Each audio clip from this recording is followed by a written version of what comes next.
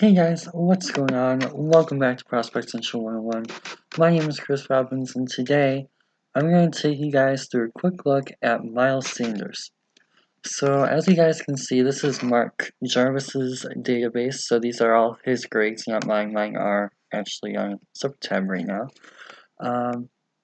But we are going to take a look at this for the measurements here, as he has them officially listed for us. He is a third-year junior from Penn State. He plays running back, if I didn't already say that.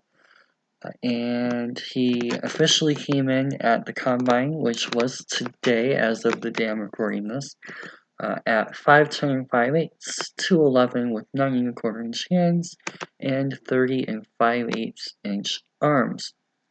So, I was going through some of his tape. He actually had a really good day today athletically. He was the third highest RAS scoring running back on the day today. So he had a really good day across the board, pretty much. I think there was one drill where he only had like a 7 score in RAS. But for the most part, he was in that high 7 to into mid 8 range. So he had a really good day across the board, and it was really interesting to see. I hadn't really thought of him as one of those top 5 or 10 guys in this class, and today he really flashed. So I decided to go back and take a look at some film real quick, and I'm going to take you guys through a little bit of this. So we'll go in and we'll just watch the 3 big ones, the 3 Big Ten teams, and go from there. Because there was a lot of really interesting things that really caught my eye as I was watching this. I went back and went through this. So here we go. We're going to start with the Wisconsin game. And the one thing that I'm really going to try and emphasize here is this really isn't getting a lot of talk with him so far, at least on Twitter, is his pass protection really impressed me in this game. And that's the one thing that while I've been talking about the athleticism and how he's tested so far, well, the thing that really impressed me going back there, I was kind of trying to see, okay, so we have the testing scores here that show, okay, he's athletic, he can run. We've seen him make some moves. Obviously, he's from Penn State, highly touted recruit, all that kind of deal. But there's some other things that go into the running back position other than just the athletic ability. And one of those things that I really tried to focus on is pass pro. And so I was going back and I'll just let you guys watch. So he is, of course, number 24, the running back here. And the one thing that kind of frustrated me about this, and I actually am going to preface the whole pass protection idea that by saying this, is the one thing that kind of annoyed me a little bit was how often they put him on a route. Something like that, where it's just like a little swing, and McSorley would just run around anyway, kind of just ignoring the fact that he was there. And even when he was out on like angles or hitches or whatever it might be, or in some place he would be in the slot and ran a little slant, we might see a couple of those. They kind of just ignored him as a receiving weapon for the most part. Now he did have some targets, and we will see some hands and things like that, no doubt. But it was really interesting to see him not actively used as a pass blocker as much as he probably could have been.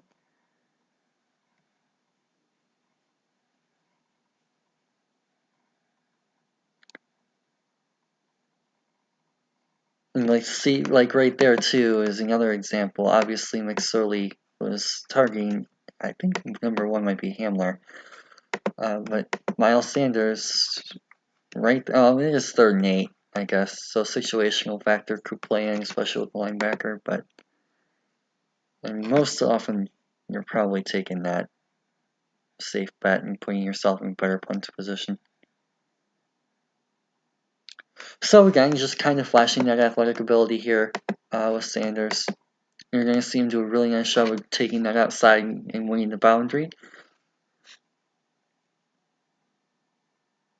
Of course, we now have the updated measurements. So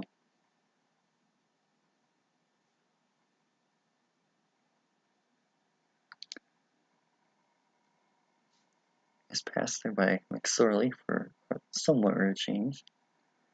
Hands catcher, pretty consistently, which is nice. And you get to see it's not exactly excessive. I mean, we're not talking like Chris Johnson or anything, of course, but you do get to see a little bit of burst with him, especially when he has open space. So that was really nice to see too.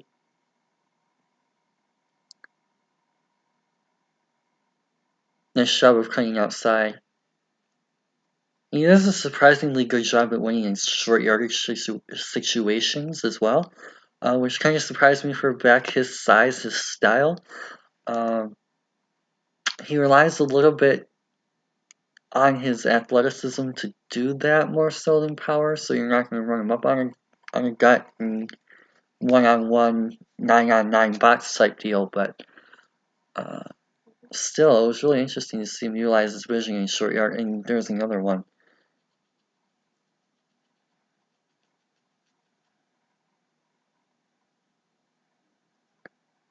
There's kind of a decoy on that wheel. Nice hands catch there again. And we don't get to see too many receptions, but he is a hands catcher, so that's nice to see. Also, another thing, I'm going to try and focus on this a little bit as I mentioned at the top, but I'm kind of trying to point out here his pass protection. And what we're going to see here is I like how he starts this out by trying to steal this edge and helping out his right tackle on this right outside here. But then he just kind of knows he needs to slip out. So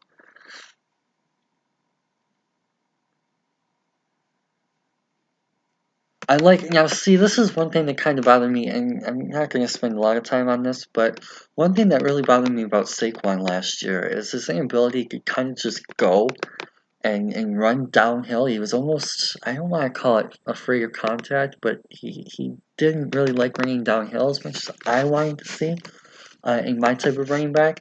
And with Miles Sanders, you're getting a guy who probably isn't best suited downhill, especially in power sets against power defensive lines and linebackers. But he does have that willingness and that more effective ability to kind of just burst and not run all over the place behind the line. He's not really as fancy, I guess I'll put it, as Saquon was last year.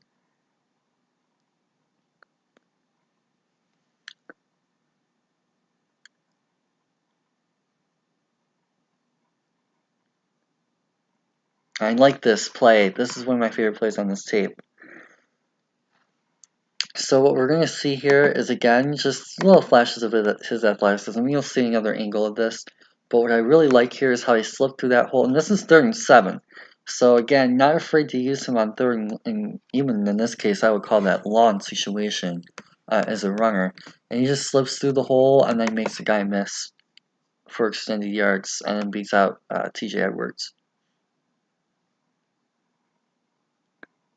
And yeah, here's the front view.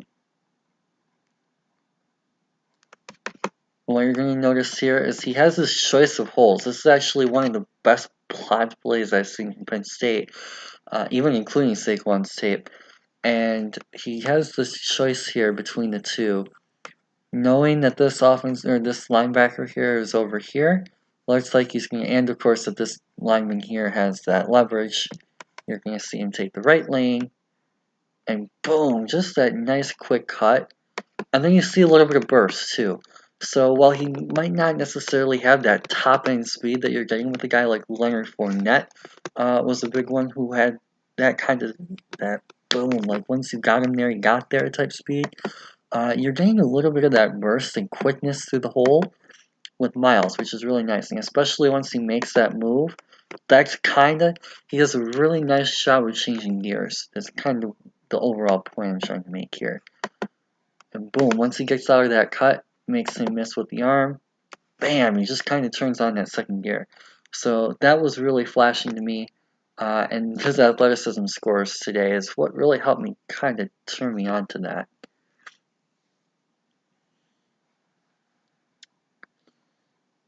And we're going to see him get 2 shots here. First one, he gets all the way into the 1. And then he's actually going to jump over the top here for the touchdown. Spoiler alert. which is not something that you expect from him. As I mentioned, he's kind of smaller back to 11, but he still has the ability to be effective in short yardage. So,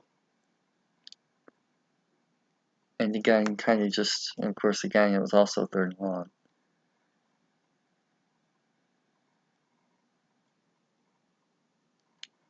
First and 10, play fake. That left tackle got destroyed on that play. QB design turn of some sort.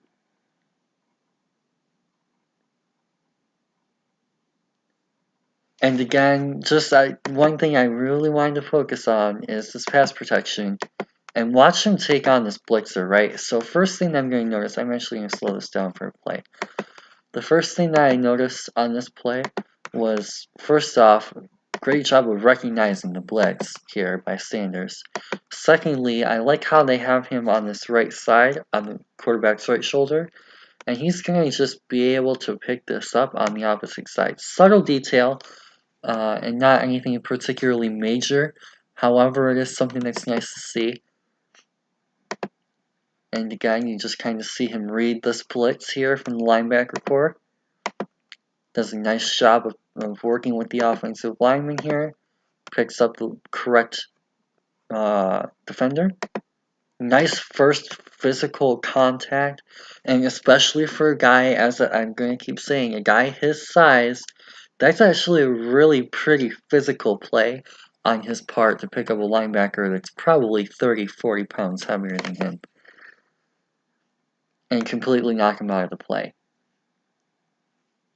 So he didn't exactly stay engaged or anything like that you kind of want to see. On the other hand, he very much did his job and completely took the blitzing linebacker out of the play, which for me is more than enough for a running back.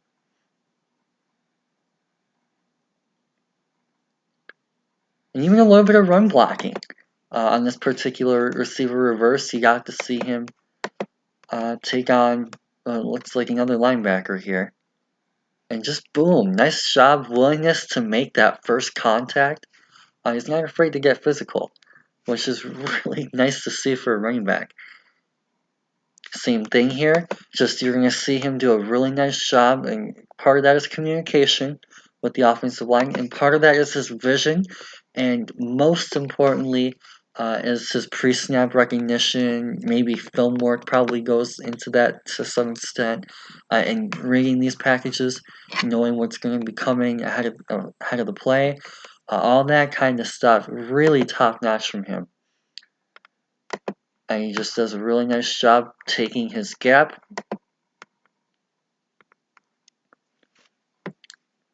Very nice mentally sound play. Of course, he ended up getting beat on that particular play, but he picked up the right guy, made the right read, and gave, I think it's back to McSorley at this point. Yeah, enough time to get the ball out. That was probably one of his only losses I saw throughout the 3 games. Why do I have this on half? This on full. There we go. Again, another simple, nice hands catch. First down.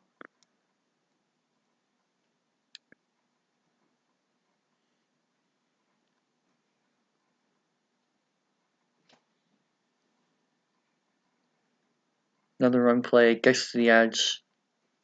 Easy first. I really like his jump cut. He does a really nice job here. I showed this off a little bit earlier on that one play, but just a really nice jump here to make him miss. Almost. At least fall forward. And again, just that pass protection. I'll slow this one down as well. He does a really nice job of reading the defense pre-snap and picking up the right defender and making that really nice physical first punch. Sees this blitz coming here. And this offensive lineman is picking up, this guy looks like. So he's actually going to have to come across and pick up this gap. Oh, nope, they ran a stunt. Okay, so he's going to come across on the stunt. And he's going to have to pick that up. And boom, just lowers the shoulder into him.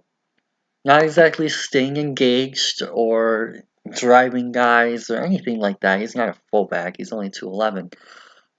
But he is able to make those decisions, pick up those rushers, and he does a really nice job of recognizing those blitzes. So, very nice asset to have. And of course, there's the technical side of things you can always try and work on as a coach until he'll be able to work with those coaches and things like that at the next level on those types of technical refinement skills. But the mental side might be a little bit harder to develop for some of these players, and to see him already have that day one, uh, and consistently too. I'll show you guys a couple of other examples, speed through some of the other games, but consistently be able to recognize blitz packages, recognize where guys are coming from, where his gap is, and things of that sort. Really, really beneficial. And again, just an excellent run play. In fact, this is just a really nice. I'll slow this one down and briefly go over his rushing ability real quick. Oops, not far back now.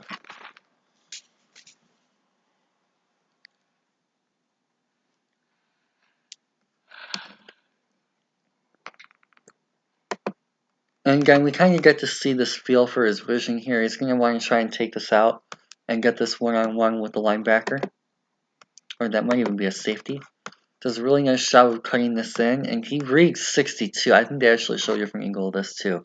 But he does a really nice job here of reading 62, and seeing that he has this open lane right through there, which is going to get him a ton more extra yards.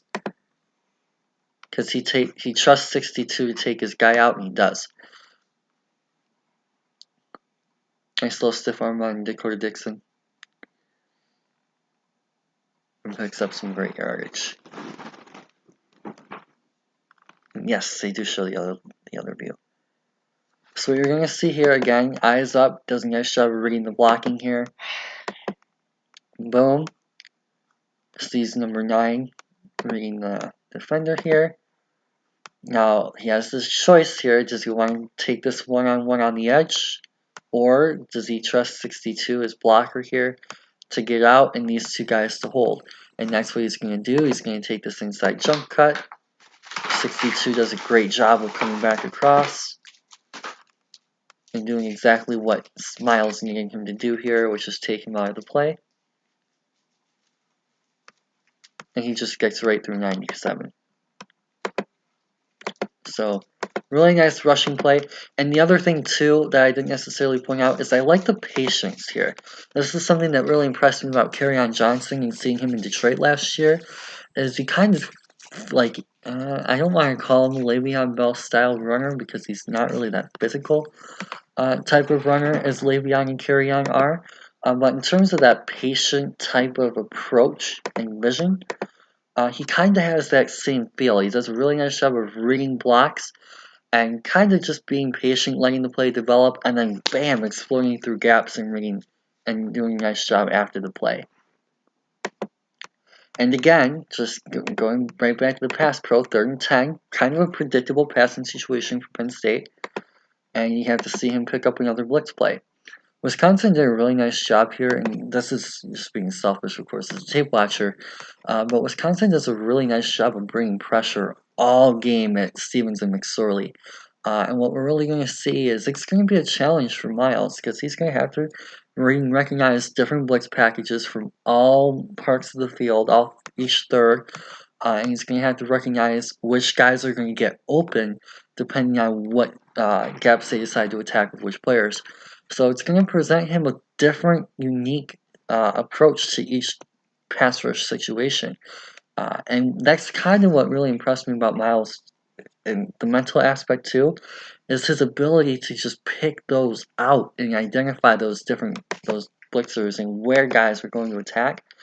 He just does such a nice job at that, and you kind of see even pre-snap, he was in this gap expecting this to come through the, I'm going to say that's a B, might be a C. And he ends up coming back across to take out the right guy, leans his shoulder into him with a nice initial first contact, and then comes across with help from the offensive lineman to completely take him out of the play. So just overall, fantastic blocking efforts. Again, I like the physicality with him. I really like the mental approach. So while he does need a little bit more of the technical refinement than some of these other guys like Travion Williams do, you're still getting that willingness to block and the intangibles and the mental abilities that you want to see in a blocker. So again, with the short yardage situations, they're definitely relying on him. Again, with another short yardage situation, late in the game, fourth quarter, critical situation, and just does a fantastic job of recognizing the hole, getting through it. Easy first down.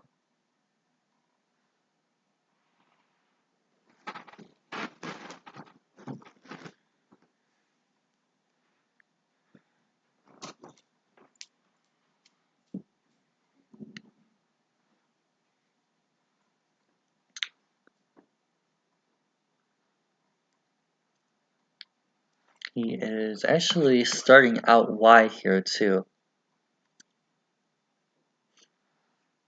I believe he gets knocked down and then he was very, very down for what it's worth, as we can tell by the situation. And this time he actually does. Oh, no. Okay. It's this play he fumbles. For real. For real. Or the next play? I know one of these plays at the end. Okay, yeah, that was the back snap. So what you'll see on replay here is the center actually completely messes this up.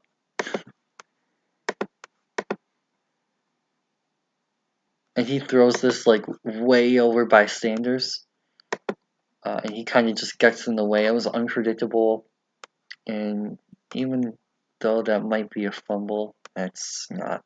You know. So yeah, just kind of the things that I'm looking for, and that was probably the best example of it because Wisconsin did such a really nice job of deploying those different looks at him. But those are the same kind of things that I wanted to really look for in the rest of his tape also. So we'll get to see, next I'll put the Michigan tape on. And Michigan has a couple of really good pass rushers. We have Qualifier and Josh Uche. Rashawn Gary, I don't think ended up playing in this particular game. Chase Winovich, Kulik Hudson. There's quite a few pass rushers from Michigan that are really good college players. Don't know necessarily how they're going to be at the pro level, of course, but they had some really nice seasons from a lot of their linebacking, pass rusher, jet, joker type guys. Oh, Rashawn did play in this. Okay. And we're going to get to see, again, a very challenging set. Now, one thing that I'm going to point out ahead of this, and this is why a lot of people don't exactly like this tape, is keep an eye out here for number 10, my dude Devin Bush, and you're going to see that a lot of his problems, especially as a runner and receiver, are going to be caused by Devin Bush. Now, I think that says more about Devin and his ability to cover, his athleticism, and things like that, than it does negative about Miles, because Devin is a freak, first off. But it is something to look at and see how does Devin Bush and that type of player, that little bit smaller but that much more athletic linebacker, bother him compared to, say, the Wisconsin linebackers, who are a little bit more power guys, not necessarily as fluid and smooth and athletic.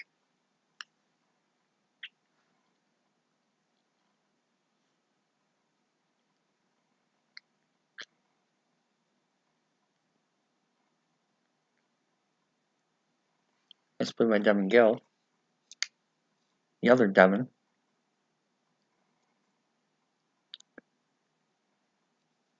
A spy there by Bush. Now, I think I remember this play, and I kind of wanted to put him on Quiddy from the start, because you see that I'm actually going to slow this down so I can completely show you guys everything here, because it happens kind of quick. But I think that Michigan runs a stunt here. Yeah, so what happens is 6. I think that's Uche. Yeah, I'm pretty sure that's Uche. It might be Kemp. But anyway, Miles here ends up taking QuiPay on the outside. And he actually does his job by taking out that one guy on his own. So I was actually fairly okay with that play. Devin Bush right there.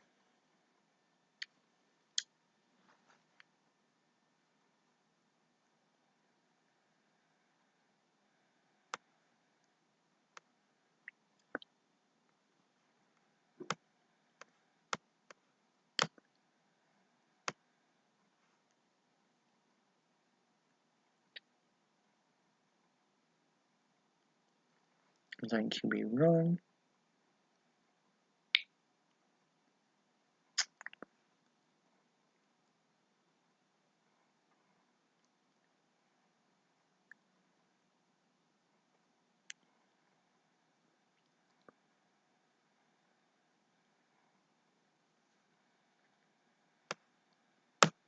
And again, you kind of see what really makes Devin Bush special too is his athleticism and his ability to cover ground, right? So what we're going to see is Miles is actually going to be on a wheel route here. And people are going to talk about, oh, he can't separate from linebackers and blah, blah, blah. Devin Bush is not an ordinary 4'7", 4'8" power linebacker. He's probably going to be 4'5" type range. You're probably going to see something similar to Roquan Smith on Sunday. And he's just going to be able to get out there so quick that, I mean, even someone as athletic as Miles, who does have pretty good athleticism for a running back, just not able to outrun Devin Bush. And that was just a miscommunication between the two. Didn't know who was getting the handoff.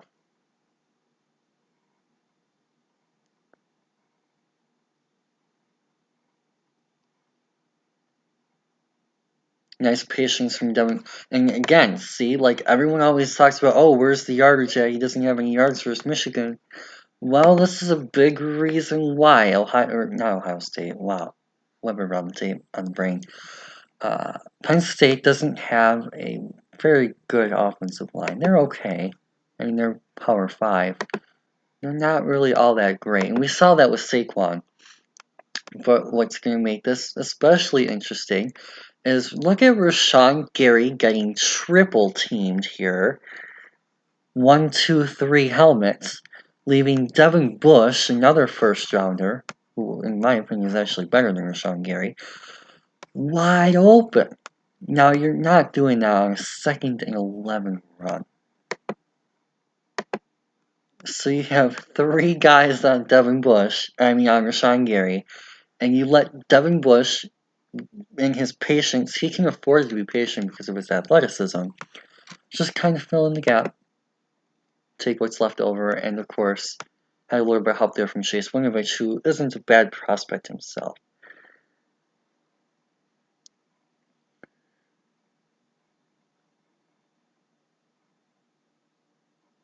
Really nice, again, just not really blowing guys off or anything, but he does do a really nice job here of taking Ross out of the play.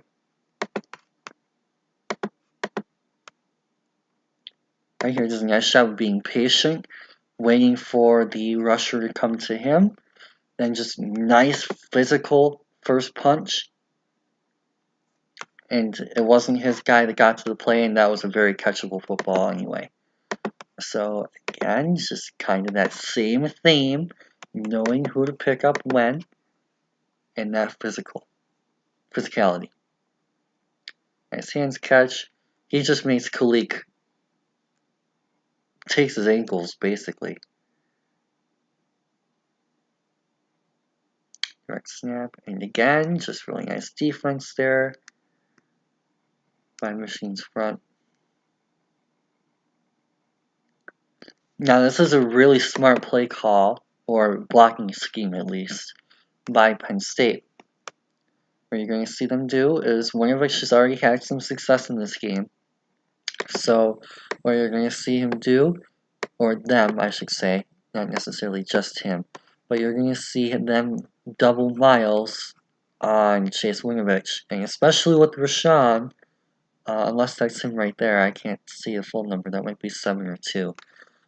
Unless that's Rashawn, you're going to see him take out that main pass threat here. Yeah, it's 2, that's Kemp. So what you're going to see him do is, with no Rashawn Gary out there, Chase is kind of that main guy, and he just completely takes him, well, helps take him, I should say, along with the left tackle out of the play.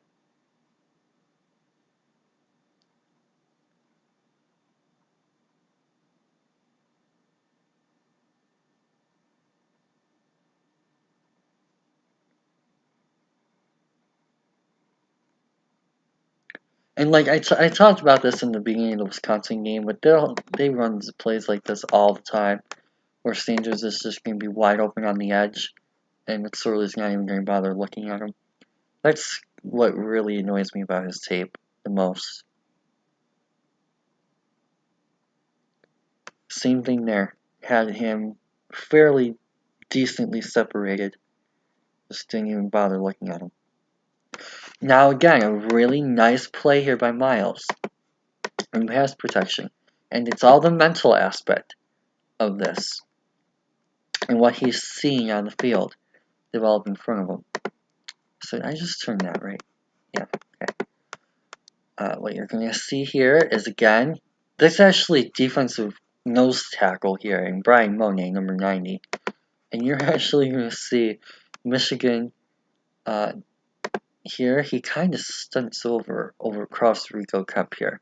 So you have Rashawn Gary here, for those of you guys paying attention to that. But this is a nose tackle on the stunt. So what you're going to see is Michigan actually runs 2 edge guys and 3 defensive linemen.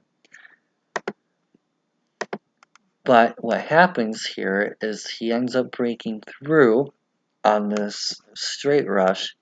So Miles, being as mentally prepared, I guess, mentally knowledgeable, has the intangibles, whatever phrase you want to use, decides to pick up the interior pressure, as running backs are supposed to do, pick up that interior pressure first, unless it's a double team on an edge guy. And he does a really nice job of taking out that first immediate threat, which gives, I believe that might have been Stevens at this point, the most amount of time possible. So, exactly what you want to see from him on that particular play. And here, again, talked about this in the Wisconsin game pretty briefly, but he does a really nice job of pre-snap. You see his eyes kind of looking over here, and he wrecks Khalid Huxley on this blitz. Boom. Sees it immediately, takes off, knows that the right tackle is probably going to take on Rashawn. He might even double him. His responsibility, take that free rusher, give the quarterback as much time in the pocket as possible. Well positioned. I really like how he stays center in this block as well, and patient. You get to see really nice patience from him. He does really right here, kind of trying to center himself, staying patient. He's not running right into him trying to chip. Staying centered in the block, gets his hands on him, forces him around the edge, and he's the last guy to get there. So while the end result of the play was a sack, Miles Sanders, excellent job doing his job and taking his guy out of the play.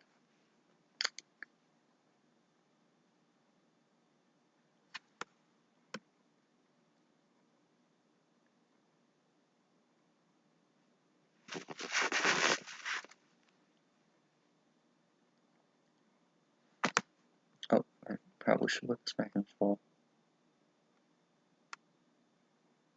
Okay, I may as well keep this here. And again, that's one of those things that just comes with playing Michigan.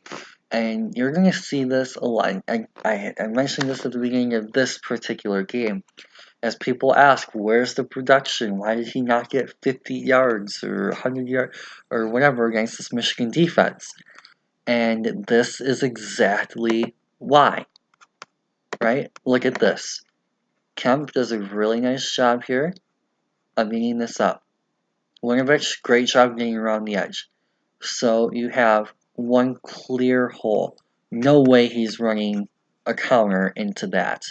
That's Rashawn Gary free. So what you're going to do, run through this hole. Easy decision. The only decision you have. But that means Devin Bush is free. So now you have to rely on your running back beating Devin Bush in a one-on-one situation, which 99% of college running backs are not going to be able to do. He's one of those 99%. And that's fine. That's what makes Devin Bush special. That is why he is a top 10 player on my board and a first round, depending on what happens in drills and in potential injury or other knock-on wood situations, lock, in my opinion, for a first round pick. Especially after his measurements came in. And same thing there. I just look at, I'm turning this into a Devin Bush film session when I shouldn't be, but just look at the kind of impact that he has. And I'm trying to explain and go through. I mean, you kind of expect him to get all these yards, he's not going to be able to do that. Of course, that was a McSorley run anyway, but there's reasons outside of his control, line blocking, good defense, poor play calling, things of that nature that lend to him not being as productive yardage-wise. And, like, same thing here, right? Like, I don't know exactly who you want to blame this particular play on. I mean, you can blame it on the defense for bringing, 8 guys on 1st and 10. You can blame that on the blocking for the blockers not holding on their guys. You can blame it on the play call for them sending both guys on that right side away from Devin Bush and Rashawn Gary, leaving Michigan's 2 first-round picks wide open unblocked, which you should never, ever, ever consider doing. Well, you should have never, ever considered doing. Because Devin and Rashawn are too athletic. There's no chance, especially once their blocking gets blown, they're going to be able to outrun Devin Bush or Rashawn Gary, let alone both of them. So, I mean, there's just nothing for him to do. And because this is made worse, I'll just put it simply, made worse by the fact that he's that kind of patient runner. So he's going to wait for his block to develop a little bit. He's going to try and find the hole, find the gap. And when there's no gap or hole to run through, that millisecond that you have of error, if that, to beat Devin Bush or Rashawn Gary is gone. So there's just zero margin of error going against these kind of talents. But on the other hand, going back to the other aspect of the game, and this is why I love Miles Sanders, going back to the positives, right, is his ability to, even when he's being completely shut down in the run game, be able to affect the passing game. And not only as a receiver, because he does have some hands, but more importantly as a pass protector, as a blocker.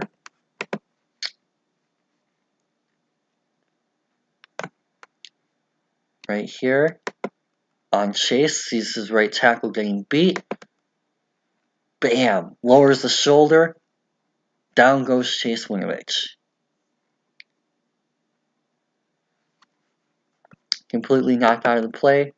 Gave his quarterback all the time he could ask for. And same thing here. You're not beating Devin Bush. You're just not that athletic.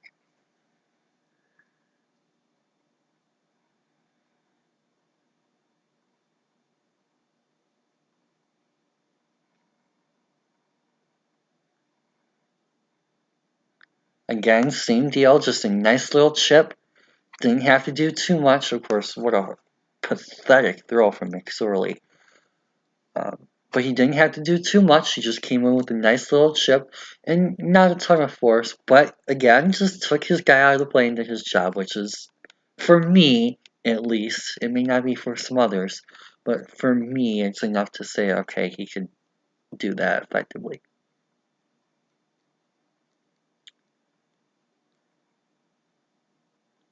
In the slot, and Khalid Hudson. I mean, that's a safety. You're not going to outrun a 4-4 safety.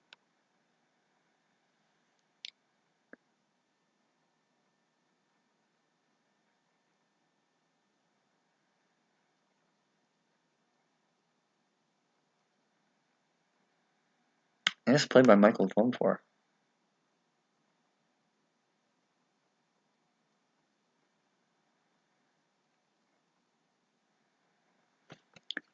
So it's those kind of things. And I'll actually cut this one off here. I don't want to keep this too long. He does basically the same thing against Kentucky and Josh Allen and their crew. You get to see a little bit more of the hands, a little bit more of the rushing ability and things like that. That kind of already showed off to you guys. But yeah, for the most part, it's kind of just me pointing out I would be going over the same stuff with the pass protection. He can ship. He can. He doesn't really cut. I will say that much. I have not seen him cut block effectively through those 3 games.